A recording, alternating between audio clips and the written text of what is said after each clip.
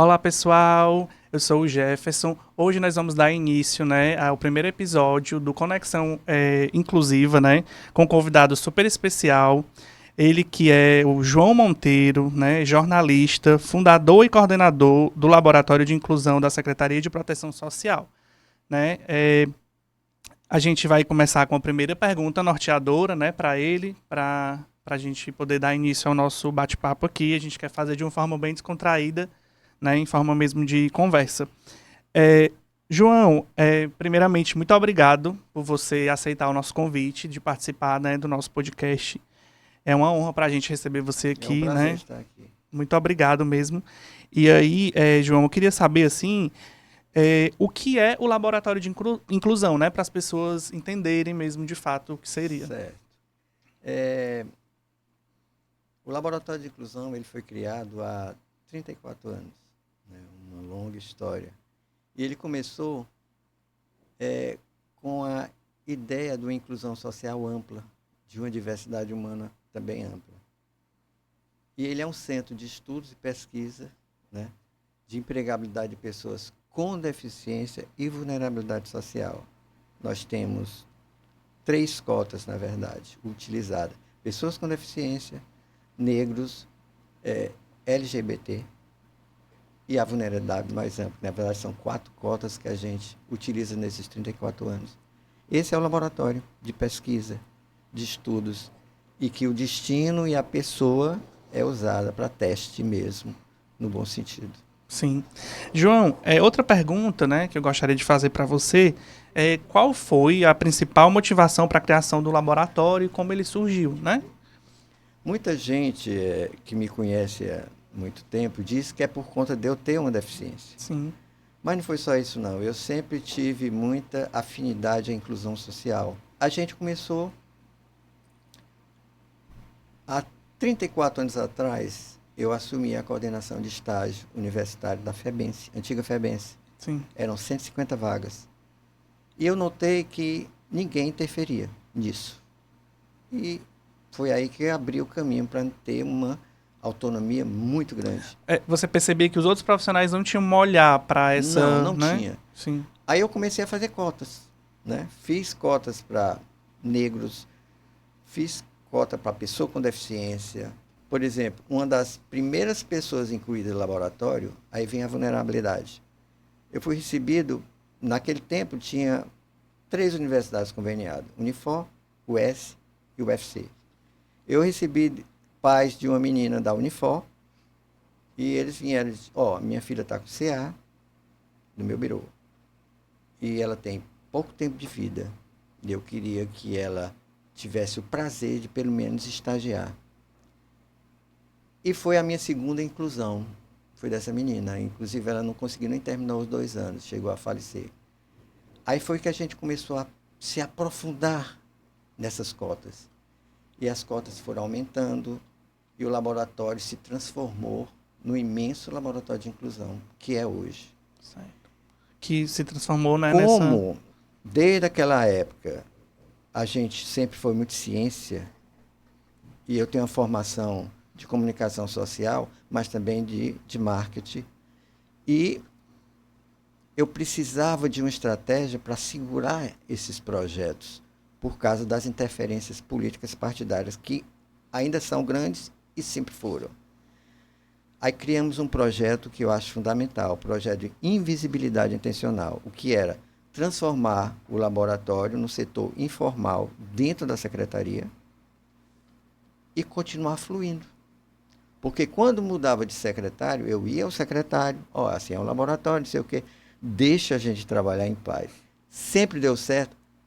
Às vezes não, às vezes foi complicado, mas essa de invisibilidade fez a gente se fechar um pouco dentro da secretaria, se tornar um setor informal, hoje o maior setor informal, o único projeto que sobreviveu nesses 34 anos de inclusão social é o Laboratório de Inclusão.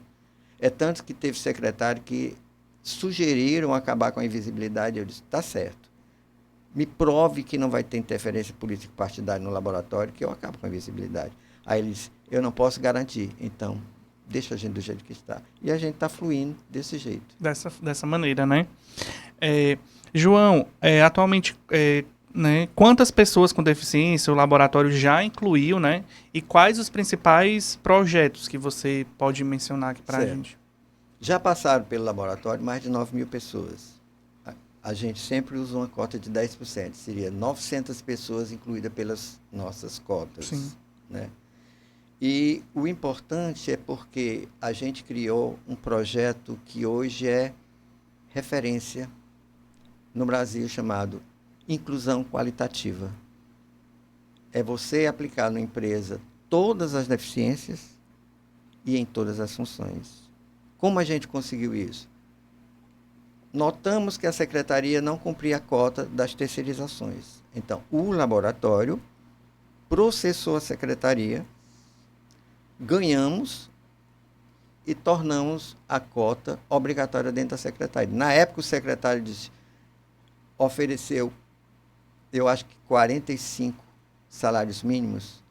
Foi aí que o laboratório disse, não, queremos todas as funções da secretaria em todas as deficiências. E ele foi obrigado a aceitar, porque a multa diária, na época, era R$27 mil por dia, era alta. Sim. Isso na época. Era muito alta. Então, a gente começou a fazer essas inclusões. Então, na época, a gente abriu essas vagas, colocamos jornalistas com deficiência, arquitetas, assistentes sociais. Aliás, a arquiteta a gente foi buscar em Recife. A gente descobriu que tinha uma arquiteta surda em Recife, trouxe para cá. Eu sei que foi um sucesso a inclusão qualitativa e hoje é referência no laboratório de inclusão. Nós incluímos todas as deficiências em todas as funções da secretaria. E hoje, a gente já chegou a ter na secretaria 103 pessoas com deficiência, entre estágio universitário, terceirizados e do antigo primeiro passo, né? Que hoje ainda tem, né, o primeiro passo. Ainda existe esse projeto. A secretaria diminuiu por conta, perdemos as unidades em conflito com a lei, e hoje a gente está com um número de 29 terceirizados com deficiência dentro da secretaria. Mas é a inclusão qualitativa o maior projeto do laboratório até hoje. Certo. João, assim, na sua fala, né, a gente percebe que é muita luta, né? Sempre muita luta para conseguir, né, que as pessoas tenham acesso, né, à questão da empregabilidade. E aí, eu queria saber, assim, de você, se o preconceito contra as pessoas com deficiência aumentou ou diminuiu no Brasil. Queria que você falasse um pouco sobre isso. Eu vou ser bem sincero, aumentou assustadoramente. E como diminuiu a quantidade de pessoas com deficiência que procuram o laboratório pela empregabilidade. O laboratório considera 2 motivos: a pandemia, né, que foi terrível, e 4 anos de um governo de extrema-direita. Isso aí foi fundamental. Nós perdemos muito. Na verdade, a gente está recuperando todas as nossas conquistas. A gente está recuperando agora, né, nesses tempos agora. Mas eu creio que uma das coisas, o preconceito contra pessoas com deficiência, como racismo e homofobia, é estrutural. Fica mais difícil de combater, porque ele está culturalmente dentro das relações. Aumentou tanto que, se você disse, eu tive que ser muito duro nesses 34 anos para o laboratório estar em pé. Porque eu tive que ter brigas grandes lá dentro da secretaria e fora, e eu tive que segurar, eu tive que processar diretores, coordenadores, certo? E muita gente perdeu cargo por conta disso, e eu tinha que segurar. Hoje eu estou até mais light, eu digo às meninas, né? Porque hoje já conhecem mais o laboratório, né? Até os secretários. Já tem uma visibilidade maior, né? Visibilidade até fora do Ceará e fora do Brasil, né? Porque, só para você ter uma ideia, a nossa inclusão de pessoas com doença e deficiência mental, que a gente chama AD cognitivo, ela já está no nível elevadíssimo. É tanto que há uns 5 anos atrás, a gente vasculhou no Brasil, na Europa, quem era que estava incluindo pessoas com deficiência e doença mental. E ninguém, só o laboratório. É tanto que a gente tem esquizofrenia, bipolaridade, o autismo, tudo com carteira assinada e trabalhando há muitos anos. É uma evolução muito grande nesse sentido. Mas o combate ao preconceito ele tem que ser muito forte, né? Quem está coordenando tudo isso tem que perder completamente medo de poder, medo de interferência, porque o preconceito já é forte.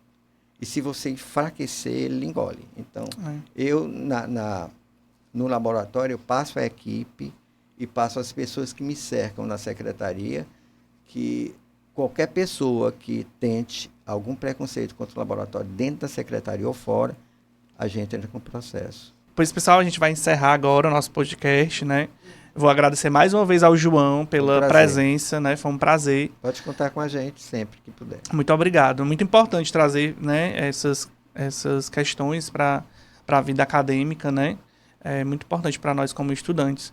Pessoal, a gente agradece muito a audiência de vocês, né? Um beijão e até o próximo episódio.